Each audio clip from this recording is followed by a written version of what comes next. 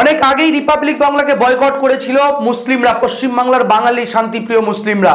এবং এখন দেখা গেল যে এবারে হিন্দু সমাজ, সনাতনী বাঙালি হিন্দু শিক্ষিত হিন্দু সমাজ, হ্যাঁ ঠিক শুনছেন, সনাতনী বাঙালি শিক্ষিত হিন্দু সমাজ তারাও কিন্তু আর বাংলার প্রতি চরম ক্ষোভ প্রকাশ করছে এবং বয়কটের ডাক দিচ্ছে কোথাও থেকে একটা। শুনুন, আপনাদেরকে শোনাবো সুমন রায় চৌধুরী, তিনি আর বাংলার প্রতি ক্ষোভ প্রকাশ করেছেন। ডক্টর পার্থ ব্যানার্জি, তিনি আর বাংলার প্রতি ক্ষোভ প্রকাশ করেছেন। আরে যার পাশে বসেছিলেন সে তো সমর্থন করে, আপনাদের মেরুদণ্ড নেই, একে একটা ঠাটিয়ে চড় মেরে বলা। না এরা তো সাংবাদিকই না, এরা কি বলছেন, এরা সাংবাদিক না? না না, এরা কোনো সাংবাদিকই না, এরা সাংবাদিকতার নামে একটা গলায় তো সব প্রেস কার্ড লিখে ঘোরে স্যার। প্রেস কার্ড গলায় থাকলে কি সাংবাদিক হয় নাকি? মীনাক্ষী মুখার্জি, তিনিও আর বাংলার প্রতি একেবারে তাদের প্রশ্নের উত্তর কিভাবে দিচ্ছেন আপনারা শুনবেন। যত দিন যাচ্ছে রিপাবলিক বাংলা অর্থাৎ আর বাংলার মুখোশ কিন্তু খুলে যাচ্ছে, মানুষের পছন্দের তালিকা থেকে কিন্তু তারা সরে আসছে। তারা শুরু করেছিল রাজ্যের নিয়োগ দুর্নীতি নিয়ে, বেশ হচ্ছেটা কি বলে সাংবাদিক সন্তু পান দাদা তিনি একটি অনুষ্ঠান করতেন, সেগুলো কিছু মানুষ বেশ পছন্দ করতেন।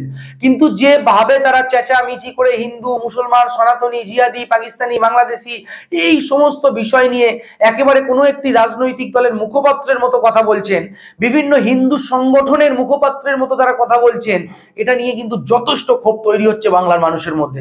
ইতিপূর্বে দেখা গেছিল যে রিপাবলিক বাংলাতে প্রতিনিধি পাঠানো বন্ধ করে দিয়েছিল তৃণমূল কংগ্রেস, আর সেই রিপাবলিক বাংলা ইতিমধ্যে প্রশ্ন উঠছে, রিপাবলিক বাংলা কি একটা নিউজ চ্যানেল? এরা কি মিডিয়া? মিডিয়ার কাজ কি হিন্দু মুসলমান এইভাবে ন্যারেটিভ তৈরি করা? মিডিয়া এবং তাদের যারা সঞ্চালক রয়েছে, বিশেষ করে অহিক রঞ্জন ঘোষের মতো দাদারা, তাদের যে ভূমিকা তা নিয়ে কিন্তু যথেষ্ট প্রশ্ন রয়েছে। অন্যদিক থেকে আপনাদেরকে বলে রাখি, গতকাল বাম নেত্রী ডিওয়াইএফআই নেত্রী মীনাক্ষী মুখার্জি তার ইন্টারভিউ নিতে গিয়ে যেভাবে তার সঙ্গে অসভ্যতামূলক করা হলো রীতিমতো, এবং মীনাক্ষী মুখার্জি তিনি বারবার প্রশ্নের উত্তর দিচ্ছেন, তিনি নাকি প্রশ্নের এই উত্তর এড়িয়ে যাচ্ছেন। দেখুন আগে ভিডিওটি। ইলেকশন হবে, ইলেকশন হবে, ইলেকশন হবে, ইলেকশন হবে, ইলেকশন হবে কি হবে? ইলেকশন হলে কি যাদবপুর নিতে হবে কি হবে? ইলেকশন হলে কি আজাদ কাশ্মীরের স্লোগান উঠবে কি উঠবে না? আপনারা এড়িয়ে যাচ্ছেন কেন? আপনাদের ভয়টা কিসে? ইলেকশন হবে। দেখলেন, কিছু অংশ আপনাদেরকে দেখালাম। মীনাক্ষী মুখার্জি তিনি কিন্তু বারবার যে দাবিগুলো করছেন, জনগণের দাবি করছেন, ছাত্র ছাত্রীদের দাবি করছেন, সাধারণ যে দাবিগুলো সেগুলো কিন্তু তুলছেন। কিন্তু মীনাক্ষী মুখার্জিকে বারবার কোথাও থেকে একটা রিপাবলিক বাংলা এবং তাদের যিনি রিপোর্টার বা সাংবাদিক, তিনি বারবার তাদের কথাগুলো কিন্তু বসিয়ে দেওয়ার চেষ্টা করছে। হঠাৎ করে তারা যাদবপুরে আবার পাকিস্তানের গন্ধ পাওয়া শুরু করে দিল। যাদবপুরে নাকি কাশ্মীর আজাদি বা এই সমস্ত কি স্লোগান লেখা রয়েছে বা কি বিষয় নিয়ে মীনাক্ষী মুখার্জিকে বারবার প্রশ্ন করা হলো, আর মীনাক্ষী মুখার্জি কি উত্তর দিল সেটা আপনারা শুনলেন। এবার দেখুন আরো একটি ভিডিও আপনাদেরকে দেখাবো, যেখানে কংগ্রেস মুখপাত্র সুমন রায় চৌধুরী তিনি আর বাংলার একজন অতিথি হিসেবে গেছিলেন, তাকে কিভাবে অপমান করা হয়েছে তারও একটা অংশ দেখুন। লজ্জা লাগছে, মাওবাদীদের এখন হাতে পায়ে ধরে কংগ্রেসকে জিততে হচ্ছে। তোমার ন্যারেটিভ আমার মুখে বসাবে না একদম। আমি ওয়ার্ন করছি ময়ূক রঞ্জন ঘোষ এবং রিপাবলিক বাংলাকে, তোমার ন্যারেটিভ আমার মুখে বসাবে না। দেখলেন সুমন রায় চৌধুরীকে কিভাবে অপমান করা হচ্ছে। সুমন রায় চৌধুরীকে সঞ্চালক কোনোভাবেই বলতে দিচ্ছে না। অন্যদিক থেকে দেখা যাচ্ছে সঞ্চালকের গলার আওয়াজ বেশি, আর তার থেকে অনেক জোরে কথা বলছেন সুমন রায় চৌধুরী, কিন্তু তার গলার আওয়াজ মাইকে অনেকটাই কম, অর্থাৎ তার মাইকটা কোথাও থেকে আওয়াজ ডাউন করে দেওয়া হচ্ছে বলেও কিন্তু মনে করা হচ্ছে, বা এরকম অভিযোগ বারবার কিন্তু হয়েছে।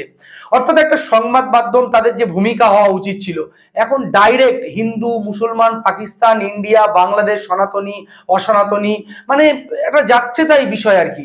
এক কথায় আরএসএস বিজেপি যে কাজটা করে, বজরং দল বিশ্ব হিন্দু পরিষদ যে কাজটা করে, তাদের মুখপাত্রের ভূমিকায় বা তাদের মতো ডাইরেক্ট হিন্দু মুসলমান খেলায় মেতেছে আর বাংলা বা রিপাবলিক বাংলা। এমনটা কিন্তু এর আগেও তৃণমূল কংগ্রেস অভিযোগ করছিল, বাম কংগ্রেসও এখন দেখলেন তাদের ভূমিকা দেখলেন, এবং রাজ্যের শান্তিপ্রিয় ধর্মনিরপেক্ষ মানুষরা কিন্তু একই অভিযোগ করছেন। এ বিষয়ে আমরা কথা বলেছিলাম প্রাক্তন আরএসএস নেতা, হ্যাঁ ঠিকই শুনেছেন, প্রাক্তন রাষ্ট্রীয় স্বয়ংসেবকের নেতা, প্রায় 20 থেকে 30 বছর তিনি এই সংগঠনটি করেছিলেন। এখন তিনি আমেরিকাতে থাকেন এবং কোনো কোনো সময় পশ্চিমবাংলাতে আসেন। প্রাক্তন আরএসএস নেতা, বিশিষ্ট শিক্ষাবিদ, রাজনৈতিক বিশ্লেষক এবং একাধারে তিনি একজন অভিজ্ঞ সাংবাদিক। তিনি একেবারে জার্নালিজম নিয়ে তিনি পড়াশোনা করেছেন, দেশ বিদেশের খবর রাখেন, তিনি এই বিষয় নিয়ে কি বলছেন চলুন সরাসরি আপনাদেরকে শোনাবো, তারপরেই আপনাদেরকে শোনাবো সুমন রায় চৌধুরী কংগ্রেস নেতা তিনি কি বলছেন আপনাদেরকে শোনাবো। আর বাংলা একটি সংবাদ মাধ্যম এবং তাদের যে সাংবাদিক বা সঞ্চালকদের ভূমিকা, এইটা নিয়ে কি বলবেন? না না, এরা তো সাংবাদিকই না। এরা এরা কি বলছেন, এরা সাংবাদিক না? না না, এরা কোনো সাংবাদিকই না। এরা সাংবাদিকতার নামে একটা গলায় তো সব প্রেস কার্ড লিখে ঘোরে স্যার। প্রেস কার্ড গলায় থাকলেই কি সাংবাদিক হয় নাকি? গাড়িতেও প্রেস লেখা। সাংবাদিক হতে গেলে সাংবাদিকতার শিক্ষা নিতে হয়। এরা সাংবাদিকতার সও জানে না, বা একদল আছে তারা যথেষ্ট জানে, কিন্তু তারা বিশেষ বিশেষ মিডিয়া তাদের যে রাজনীতি তার পৃষ্ঠপোষক হিসেবে, তার মুখপাত্র হিসেবে তারা কাজ করে। এবং আমাদের দেশে তো আর কোন মিডিয়া কত টাকা কোন পার্টির কাছ থেকে খেয়েছে তার তো আর কোনো তদন্ত হয় না। যদি তদন্ত হতো তাহলে দেখা যেত যে বিভিন্ন মিডিয়া বিভিন্ন বড় বড় জায়গা থেকে, হয় কর্পোরেট ইনভেস্টমেন্টের কাছ থেকে, বড় বড় বিজনেসের কাছ থেকে সবকিছু, এবং বিশেষ করে বিশেষ বিশেষ রাজনৈতিকদের দলের কাছ থেকে কোটি কোটি টাকা খেয়ে বসে আছি। এখন আমাকে তুমি যদি বলো আকরামুল যে পার্থ স্যার আপনি যে এই অভিযোগটা করছেন আপনি কি প্রমাণ করতে পারবেন? না, আমি প্রমাণ করতে পারবো না, কিন্তু আমি বলছি যে সবকিছুরই তো তদন্ত হয়। ইডি তো কথায় কথায় লোক পাঠিয়ে দিচ্ছে, লোকের বাড়িতে গিয়ে তার রান্নাঘরে কি রান্না হচ্ছে সেটাও খুঁজে দেখছে। চালের আপনার এই অভিযোগগুলো শুনলে তো আর বাংলা একটা অনুষ্ঠান করে বসবে, হচ্ছেটা কি? আমাকে নিয়ে করুক না। হ্যাঁ, আমি চ্যালেঞ্জ করছি তাদের। আর বাংলা কি আমি জানি না, আমি টিভি দেখি না। আমি বড় একটা মিডিয়া দেখেন না আপনি? মিডিয়া বড় কি ছোট সেটা কে ঠিক করে দেবে? সেটা কি ওরা নিজেরাই তো বলে ওরা 1 নম্বরে, বাংলার 1 নম্বরে প্রতিবাদী চ্যানেল। আরে শোনো, এখনকার মিডিয়া তো মিডিয়া নয়, যেটা প্রথমেই বললাম, এটা সাংবাদিকতাই নয়। এটা হচ্ছে হিটলারের যেরকম গোয়েবলস নামে একজন প্রোপাগান্ডা মিনিস্টার ছিল, যে দিনকে রাত করত, যার একটা ফেমাস একটা উক্তি আছে, সেটা হচ্ছে যে একই মিথ্যে কথা তুমি যদি 100 বার 1000 বার বলো তাহলে সেই মিথ্যে কথাটাই সাধারণ মানুষ একসময় সত্যি বলে ধরে নেয়। এরা সেই লাইনে গিয়ে এক টানা মিথ্যে প্রচার করে যাচ্ছে, প্রোপাগান্ডা চালিয়ে যাচ্ছে, এবং মানুষকে কথা বলার কোনো সুযোগ দিচ্ছে না। আমি মাঝে মাঝে আমি রেগুলারলি ওদের ফলো করি না, কারুকেই ফলো করি না, কারণ আমার এত বিবমিশা জাগে, আমার এত মানে প্রেসার বেড়ে যায় যে আমি রেগুলারলি। আপনার বাঙালিয়ানা নিয়ে প্রশ্ন তুলে দেবে এবারে ওরা, যে আপনি একজন বাঙালি, একজন শিক্ষিত মানুষ, আর বাংলা দেখেন না। এত famous channel, Narendra Modi interview দেয় স্যার ওই চ্যানেলে। আরে আমি কোথাকার কে হরিদাস পাল, আমার ইন্টারভিউ কেউ নেবে না। কিন্তু আমি ওদেরকে তোমার এই আকরামুল, তোমার এই ইনসাফ বাংলা চ্যানেলের মাধ্যমে আমি পশ্চিমবঙ্গের, ভারতের সমস্ত বড় বড় মিডিয়াকে চ্যালেঞ্জ করছি যে আমি তাদের ওখানে গিয়ে কথা বলতে রাজি আছি যদি আমার সঙ্গে ভদ্র ব্যবহার করে। না, সে তো আপনার মাইক আস্তে করে দেবে, কথা বলতে দেবে না, চেঁচামেচি বলতে দেবে না, কিন্তু কিংবা এমন চিৎকার করবে, মানে তারা আমাকেই প্রশ্ন করবে, আমার প্রশ্নের উত্তর তারা নিজেরাই দিয়ে দেবে। হ্যাঁ, আমেরিকাতেও একই জিনিস আমি দেখে আসছি। উগ্রপন্থী, দক্ষিণপন্থী, অতি দক্ষিণপন্থী, ফ্যাসিস্ট যে সমস্ত দল আছে, ট্রাম্প যার প্রতিনিধি, তাদের মিডিয়াও দেখে আসছি। আর এদেশে এই বিজেপি, আরএসএস, উগ্র হিন্দুত্ববাদের যারা প্রতিনিধি তাদেরও দেখে আসছি। আপনি আর বাংলার সঙ্গে আরএসএস বিজেপির সম্পর্ক কেন টানছেন? সম্পর্ক কিছু টানছি না, বললাম তো যে আমার কাছে কোনো প্রমাণ নেই, কিন্তু এরা যে লাইনে প্রচারটা চালাচ্ছে তাতে যে কোনো শিক্ষিত মানুষ যার চোখ কান খোলা আছে সে বলে দিতে পারবে যে কোন মিডিয়া কোন পার্টির হয়ে প্রচার চালাচ্ছে। এর জন্য পিএইচডি হওয়ার দরকার। ওদের মেরুকরণের রাজনীতির বিরুদ্ধে প্রতিবাদ করলে, ধর্মীয় রাজনীতির বিরুদ্ধে প্রতিবাদ করলে রিপাবলিক বাংলা বা যারা এই ধরনের গদি মিডিয়া বলে পরিচিত তাদের ঠিক পছন্দ হয় না।